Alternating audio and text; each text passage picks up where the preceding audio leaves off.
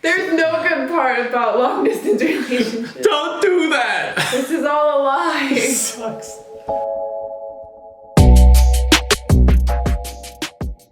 Hey guys, welcome to our YouTube channel. This is Jan from Germany and I'm Kalina from the US. In today's video, we're talking about the best parts of being in a long distance relationship. Best parts? Yeah. Oh yeah!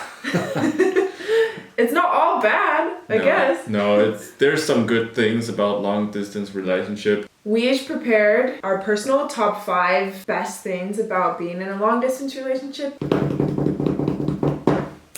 The number 1 best thing of being in a long distance relationship for me was the focus on conversation. So this one's pretty obvious because I'm not a good speaker.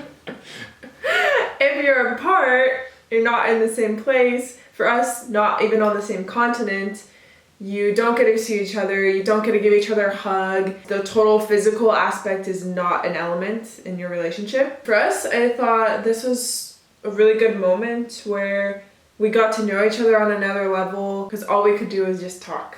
Number 1 from my list, from the male perspective, it's you don't have to care about hygiene, you know?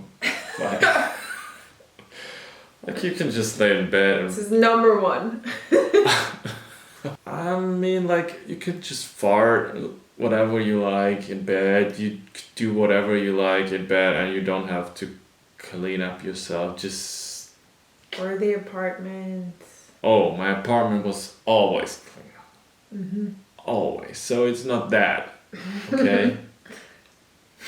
I actually agree with this just because I didn't have to wear makeup or care about my hair or anything. Not that I really care anyway now, but I just lived in yoga pants for 4 months without doing my makeup or hair and it was amazing. So It was amazing, huh? Mm-hmm. Now you know what I mean. yeah. Number 2 is you get more creative in your relationship.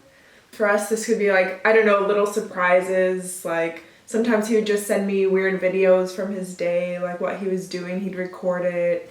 Or we would do Netflix Skype dates. So we'd like start the movie at the same time and just have each other on the phone the whole time. So it was like we were together. I had a giant teddy bear, my sister's teddy bear. And I just snuggled with that instead. I sent him a letter in the mail with little pictures of me as a baby. So it's just like weird things that you wouldn't do when you're together that you have to be creative and you can think outside of the box. Number 2, it's security. Like, I'm not jealous, she's not jealous, and this is really important to keep that long distance relationship alive. That no one is like, jealous about what she's doing or what he's doing. And because of that, I had like so much secure that I was like, okay, it's enough maybe to send one video and she is not getting mad or whatever. I was pretty sure that this will work and because of that it gave me security and I feel good all the time. Yeah, good. All the time? Wow. All the time. Maybe I was crying sometime when I took a shower but no one saw my tears. I think being in a long distance relationship tests how secure you feel.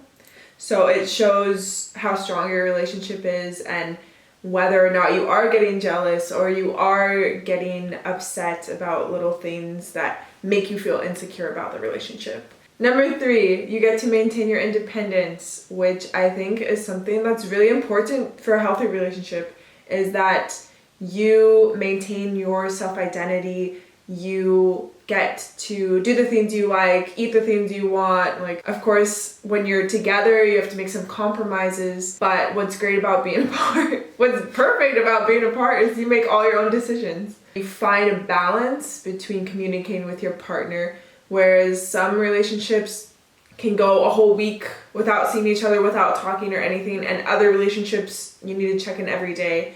So I think this level of independence definitely, again, depends on who you're in a relationship with.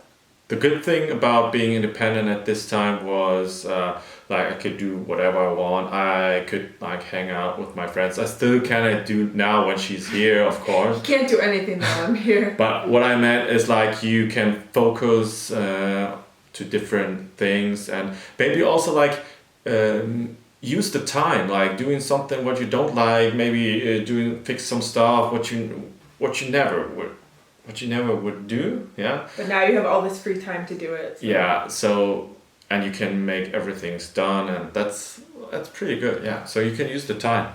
Number 3 is about stuff in my fridge. So everything what's in there, I know what I placed in it, so I know what's inside. What am I putting in your fridge that you don't know about?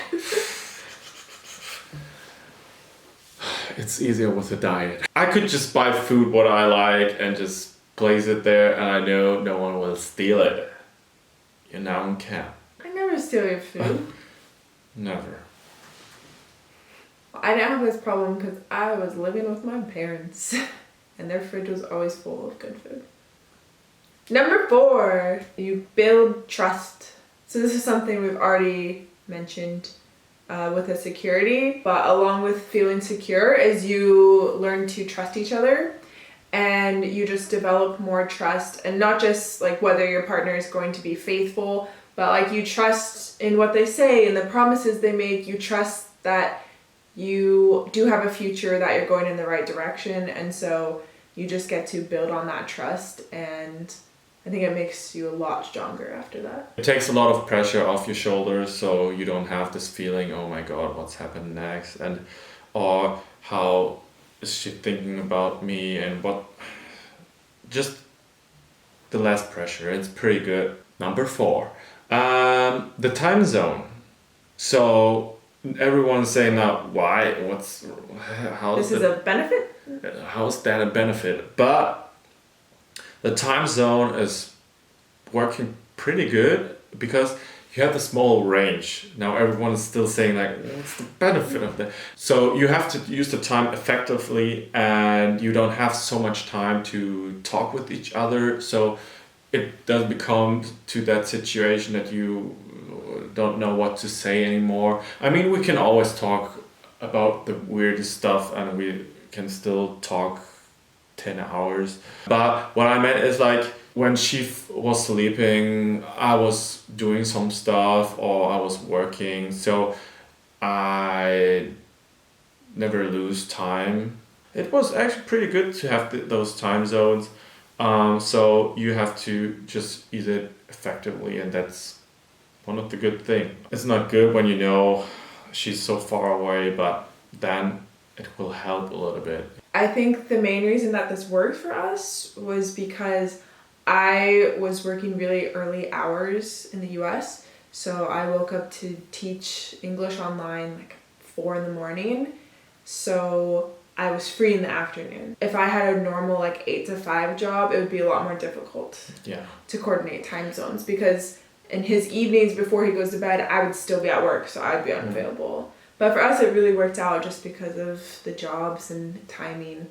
Number 5, my last point is that you gain a better appreciation for your partner. It may not seem that way. When you're apart, especially for an extended amount of time and not knowing when you're going to see each other again, I just started to miss all the little things that Jan would do and things that I took for granted. Like when he'd come home from work and give me a hug, or when he brings me flowers, or when we just go for a walk. Like these little things that you make time for each other when you're together, you just miss out completely when you're apart. So it just gave me a better appreciation. I mean, I even gained appreciation for his dumb jokes, and that's pretty impressive.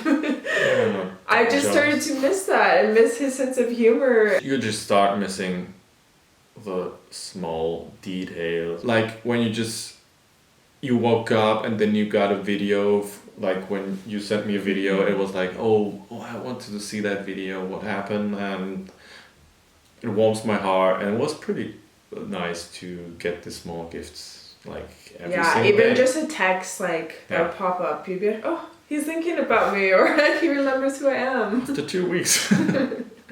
What a good guy. Yeah. Number 5, my last point is about it changed my view from the relationship, or the perspective from my relationship, from our relationship. It's just yours. What I meant is like before that I was just like I would never move somewhere else, or I just want to stay here, and because what all happened, I was like going more open to everything. I was doing, let's do this, let's do that, let's do that. It opens you up to more possibilities. Like you just consider more options about the future, about, like you said, moving somewhere else, or like finding different jobs, different things, just learning how to make a relationship work if it's the right relationship for you. Don't get us wrong, being in a long distance relationship really sucks. It was really hard. I mean, we've pretty much been long distance since we started dating, but we would see each other at least every month. But then being separated for 4 months, and it was potentially going to be longer, was difficult. There were some really, really hard days. At the beginning, when our relationship started, it was pretty easy because I could just take the next plane and just fly to you. So she was stuck in Europe. Yeah. So it was pretty easy. Then after everything happened, it would become to that a serious question when I can see her again. We're not relationship experts, but everyone has to find their way, and it's just what helped us. So I don't know if this is gonna work for everyone. I mean, you saw in the last few months that some relationship could work during this time right now. Yeah, so hopefully these 10 points just give you a little bit of hope if you are stuck in a long distance relationship right now, or it can open your mind to things you haven't considered that are actually good parts of being apart. If you're crying right now and think relationship sucks, leave us a comment below. We hope that you can find some joy in these hard times, because it's been really hard for everyone. Everyone's been affected in different ways, and we've experienced how hard it can be on a relationship. Like this video, leave a comment below, and subscribe to our YouTube channel. And we will see you next time. Bye. Bye.